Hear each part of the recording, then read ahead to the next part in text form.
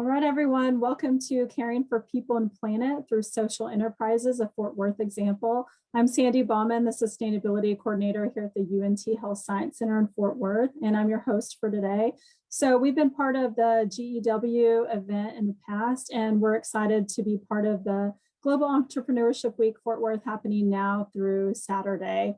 And so much of what is going on in the world of sustainability is tied to entrepreneurship. So I think there's a lot of synergies. There's a lot of sessions that you can check out on all different topics. So you can go to gewfortworth.org to learn more. So I'm so excited to have Jenna Babbitt here today from the Center for Transforming Lives. We've partnered with the center before. For example, in April, we did an event on greening your closet. That was really fun.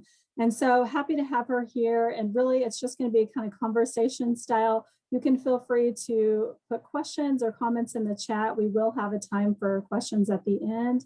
And the session is being recorded for later viewing on the YouTube channel. So with that, I'm going to go ahead and stop sharing so we can see Jenna's face. And just welcome to the session, Jenna. Glad to have you here. Thanks. I'm so excited to be here. And like Sandy said, I work for the Center for Transforming Lives. I am the Director of Social Enterprise for the center. And we have two social enterprises that we will talk about here in a minute. And I'm really excited to be here. So I have worked for a number of nonprofits in the DFW area and came on board here in August as the Director of Social Enterprise after I'm in the middle of receiving my master's from UTA, so local school, in nonprofit management and social entrepreneurship. And so after really starting to study social enterprises and the agency and freedom that they give to nonprofits as they can create their own revenue, and the freedom from, kind of some of the strings that come along with grants and funding and those avenues, I really was drawn to social enterprises. And so that's how I got my hands into this work. Sounds great. Well, we're so excited to have you here. So I guess the first question I would really start with is the most basic. What is a social enterprise? Yeah, that is a highly debated question. There is no single definition of what a social enterprise is because it can vary so greatly. So you can have anywhere from a business with a mission-minded model. So you think of companies like Tom's, that's a social enterprise because they have a mission-minded model built into their business plan. Or you can have a nonprofit like the Center for Transforming Lives that runs businesses as a way to generate revenue for the programs and services that they run. So here at the Center for Transforming Lives, we have two social enterprises. I'm in one of them. It's Historic 512. It's a wedding venue downtown. So our office building works as a multi-use space with the first and second floor being offices and also a wedding venue. And then we also have a thrift store. So the resale shop off of Camp Bowie is where people can bring their donations and then we resell them. And then both of those businesses generate revenue for the programs and services that we have here at the center. All right, sounds great. Thank you for clearing that up. So today we really want to focus on 4 areas, of health, social, and the environmental benefits. So the first area we want to cover is customers. So how do social enterprises and the resale shop in particular care for customers? Yeah, I think one thing that I really love about social enterprises is that it is thinking of doing good in the most ways it can, right? And so it's not just about the money that we're generating, but how we can actually create or how we can actually care for our customers as well as for the women and children in the programs that we run as an organization. So I think of our customers in 3 different people. I would say the first customer that we have is the donor. It's the person that's cleaning out their house and then they are bringing their items to the resale shop. And, I think something that is going to be a big driver in business and social enterprises in the next few decades are organizations and businesses that are creating community. So I think of the donor as a person who wants to be involved in their community, and we are offering them a way to be involved in their local community in a tangible way. And it's with stuff that they already have, right? So it's stuff that they already have in their houses that they can then reuse, repurpose, give back to their community. So that's how we care for that customer, is by giving them a space to be involved in their community. I think people are always looking for tangible ways to be involved in their communities in meaningful ways. So that's the first one. The second one, customer, that I really think is important to think about is the woman or the man coming into the shop to buy items for themselves or their families. And the way that we care for them is by offering them high quality and affordable items. We are always working our very hardest to only get high quality items out on the floor. And as living expenses increase in metropolitan areas like DFW, it's imperative that we have affordable living options. And part of that is either clothes, your housewares, your furniture. This is an affordable option for families. So that's the second kind of customer, and that's how we care for the second kind of customer.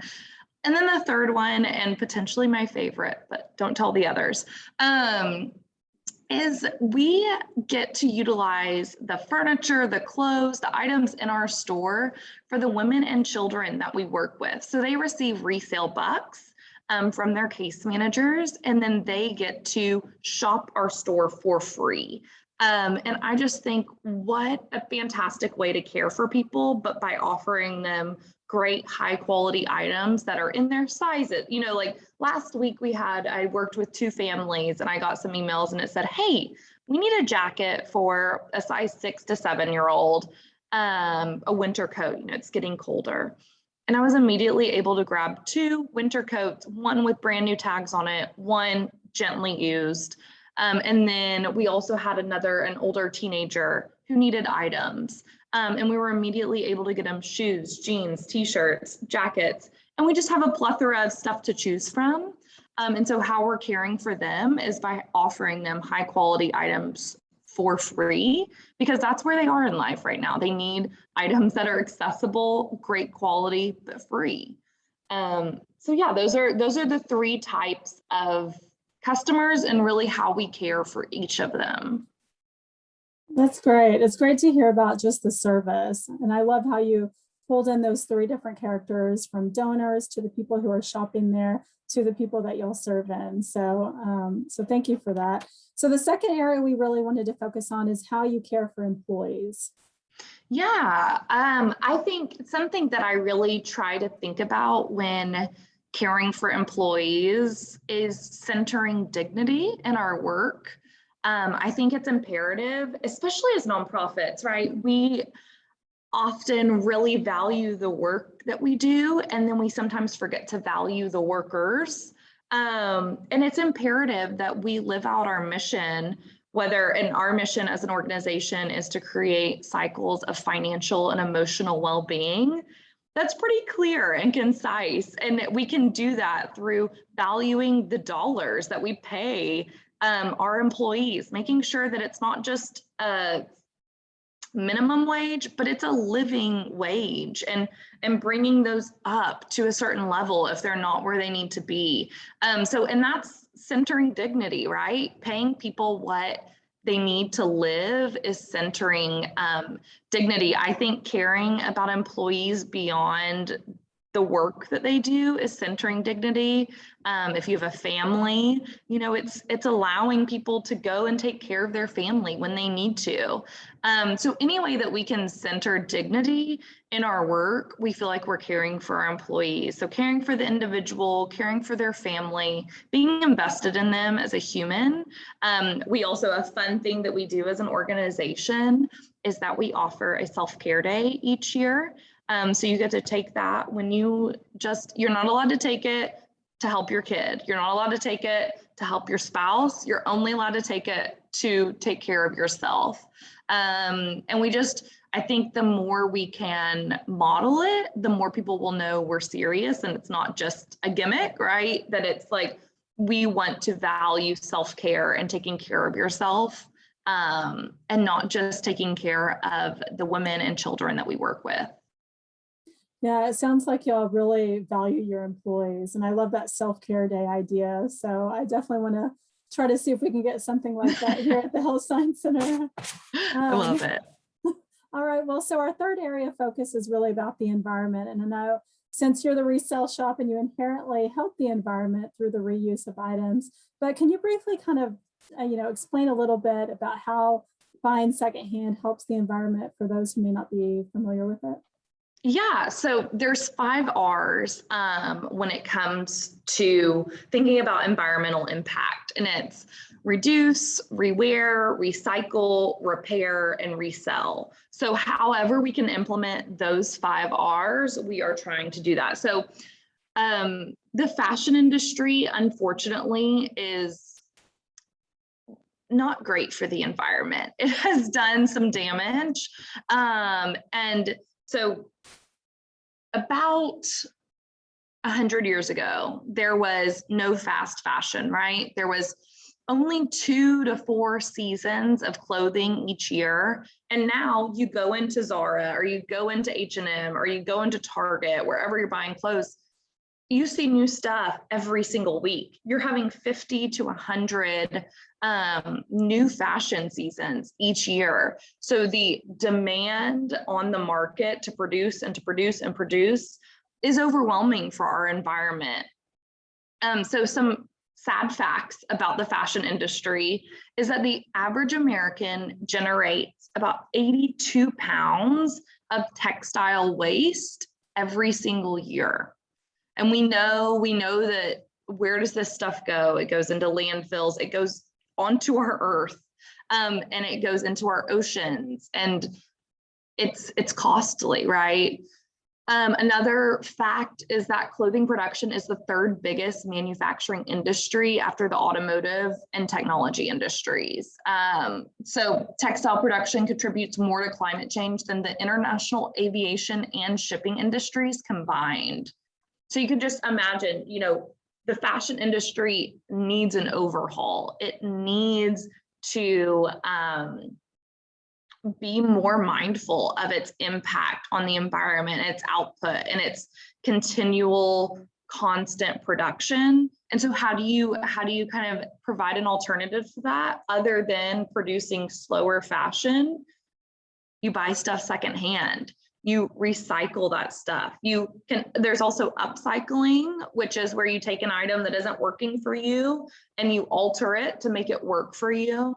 But secondhand fashion is a really great alternative to reduce some of this waste and this intense production that we have created and demanded of this industry. Another sad fact is that 2 pounds of cotton, which is about what it takes to have a shirt and jeans made, uses about 2,800 gallons of water to produce for 1 shirt and 1 pair of jeans. Insane. 3 out of 5 fast fashion items end up in a landfill, and washing solvents and dyes used in manufacturing are responsible for 1/5 of industrial water pollution. So you think about, the resale shop is offering a way beyond this and past this issue, and buying secondhand is just a great way to keep shipping down, right? Because shipping, you're not having to ship items across the country or across the world. Things are staying in the life cycle for longer and longer if we do buy secondhand. Yeah, thank you. And thank you for sharing those facts. I know those are hard to hear, but I think a lot of times we don't realize that the things that we wear have such an environmental impact. It's just, it's almost so ingrained in our culture that we don't make that connection. So it's nice to know that the resale shop and others are providing a way that we can, make some different choices to reduce our environmental impact. So what other ways are y'all doing things to help the environment? Yeah, so we're always mindful of how we can reuse items. I think that's really an important piece of this puzzle, is keeping items in the cycle of use, you know, whether it's the clothes that we sell or the furniture we sell. But we reuse boxes that we received the donations in. We reuse bags that we received the donations in. We received beautiful wooden hangers that there was a company, Ever Eve, that they were rebranding, and you know, they donated all of these beautiful wooden hangers, and so we were able to utilize them. So I think it's just so important to remember that when we get rid of stuff, it has to go somewhere, right? And so it is so important to keep things in the cycle of use. Yeah, thank you. I think those small decisions really add up too, especially at the business level, that, you know, go right back to your mission of serving the community and, you know, knowing that the choices you make have bigger impacts. So, all right, we've covered 2 areas, or the customers, the employees, and the environment. So the 4th area is really about community. So being that the resale shop is all about, you know, here in our local community, what is its impact on the community? Yeah, I think the first thing that I want to say about community is that our goal as the resale shop is truly to create community. I think that it is, and I already said this, and I've been doing some research recently on businesses and social enterprises that are going to be here for the long haul. And it's those that are creating community, that have a product, but also a community that kind of boosts that product. So we're creating community in the store with coffee and donuts and vendors. We're having a big holiday pop-up market. And we want to support our community, and we also want to create a community. And then I would say a really big way that we support the community is by generating profits and revenue for the Center for Transforming Lives. So the Center for Transforming Lives, I'm in our building now downtown, and we offer different services to women and their children to get them back on their feet after they've experienced homelessness or trauma, or just poverty that has put them in a place where they need some support. So we have homeless services, we have economic mobility services, we have clinical counseling, and we have one more thing. What am I missing? Oh, early childhood education. So we offer all these services to hopefully get women to a place where they are prospering on their own without the help of an organization like us, that they are in a place where they're financially well, they are emotionally well, their family, that just trickles down to their family. We're trauma informed, understanding that the result of people being in poverty or homeless is the result of trauma, and it's also traumatic itself, right? So being aware of how trauma impacts their responses, where they are at in life. We're also 2-generational in our approach, meaning that we work with both the mother and the child at the same time, because that's how you're really going to create cycles of well-being for a family, and in turn, and for our community as a whole. You can support women and they will reinvest into their communities always. So that's the work we get to do here at CTL. Sounds great. It sounds very holistic. Like, you know, you're helping the generational, you're, you know, providing opportunities not only for the people that you directly serve, but, you know, for your employees, for the donors. So it's just really great to hear. I know people are probably wondering how they can get involved, which we'll give you information later on. So, you know, considering we have been living through a pandemic, kind of what are your lessons learned, you know, being part of the GEW event, that you can kind of, you know, give some information to those who are, you know, entrepreneurships? What have you learned? Yeah, I mean, man, the pandemic has been incredibly devastating in so many ways, and lives taken. I know personally, just the loss of community has been probably the biggest felt result of the pandemic. Just we all had to remove ourselves from our communities, and we had to isolate for 18 months. We just weren't a part of the normal communities that we were a part of before the pandemic. And so I'm just going to bring it back to the community point. I think as entrepreneurs, what we can do to provide relief for this pandemic is obviously get involved in our communities, but also create community, right? Creating events that provide community for our communities. How many times can I say community? It's so beneficial, I think and this is my own personal theory, but as decreased engagement in religion and religious environments happen, we need to have more community available to people, and people are looking at businesses and brands to provide that community. We see, you think of Peloton. Why is Peloton so successful? It's providing community. Why are all of these really great brands successful? They are providing community. So we can provide, I think that's just really what we have to look forward to as entrepreneurs in this pandemic, is creating and providing community, and people providing the ability for others to connect with each other is a great thing for us to do. Yeah, that's great. I think you're right. The pandemic has really highlighted that our need for social connection. And, if, social enterprises and businesses that are doing good can kind of hone into that community. I think that was a great point. So, being that it is Global Entrepreneurship Week, Fort Worth, do you have any advice for anybody who might be interested in starting a social enterprise? Yeah, I think, the initiatives and the businesses and the events that have been most successful that I've been a part of are things that I want personally, right? Like solve a problem for people that you yourself experience, because then you have a product that works, and you have a story. And both of those are so important in the 21st century with businesses. You need to be able to sell a story. And then I'm just going to make one more point, and that's create community, because I'm just bringing that point home. Because I think it's imperative that as we create businesses that are going to be successful in the next 2 decades, people are going to be looking for those businesses to provide community. Yeah, that's great. That's great advice. Thank you. All right. So as we kind of are wrapping it out, how do people get involved in helping out the Resale Shop and the Center for Transforming Lives? What are all the ways to get involved and help? Yeah, so follow us on Instagram, I would say, is the best way for the Resale Shop. We post all the time. And I think that's a great way to create community, is by engaging customers and the community on social media.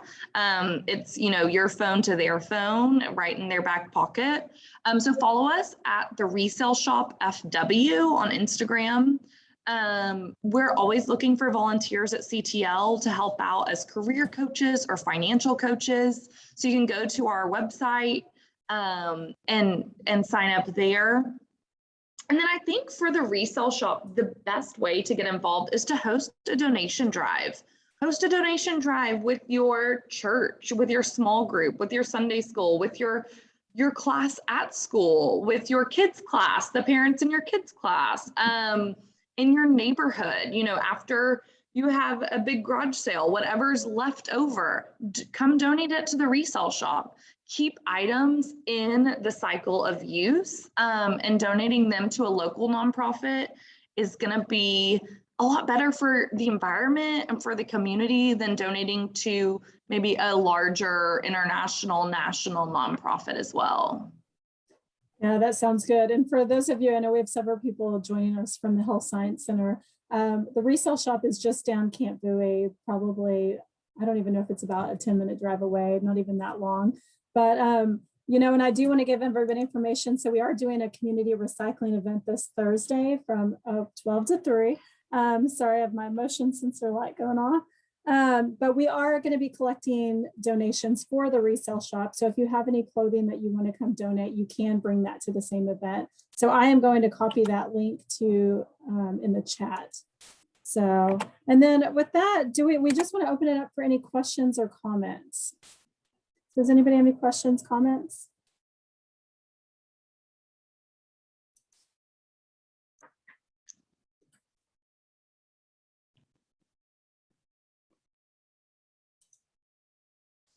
All right. Well, we will also post in the chat about the GEW, and Jen, I can also post about the where to donate for the resale shop in there as well. Perfect. And so with that, are there any final thoughts? Yes, I have a question. Oh, Sorry. go ahead, Roxanne. Hi, I'm Roxanne, and I just have a question about for women who are trying to look for shelter. What is the process? Like, do they just go to the women's shelter, or do they need to speak to someone particular? Or I just would like to know that resource in case if anybody's looking for where to stay, because I know I've seen a lot of women like on the street. So sometimes I just want to go up there and just give them like that resource. Hey, there's resources out there for you. So what is like the first step? Yeah, so we actually don't accept individuals directly to us. They have to go through, I think it's the Tarrant County Homeless Coalition, essentially has a database that everyone gets referred through that database. And so that's a great question. So I think, yeah, Tarrant County Homeless Coalition, point folks to there, and then they get referred out through that. That's how all of Tarrant County works. That's how all of the shelters work here in Tarrant County. Got it. Okay, thank you. And also, Yeah. if I'm sure you guys have a wait list, you know how long usually those wait lists are? I know with the hiring shortage that we've all felt, our housing department has felt it. And so I think right now we are actually not accepting any new residents into our program, but we do have transitional housing. And that program is where folks live in the community and we help subsidize rent. And we provide them with case management and all of that. So that is probably where we're at right now. So I'm not sure if we're actually accepting anyone here at CTL that is new into our shelter program. Okay. All right. Thank you. Thanks, Roxanne. Sorry, did I miss another question or comment?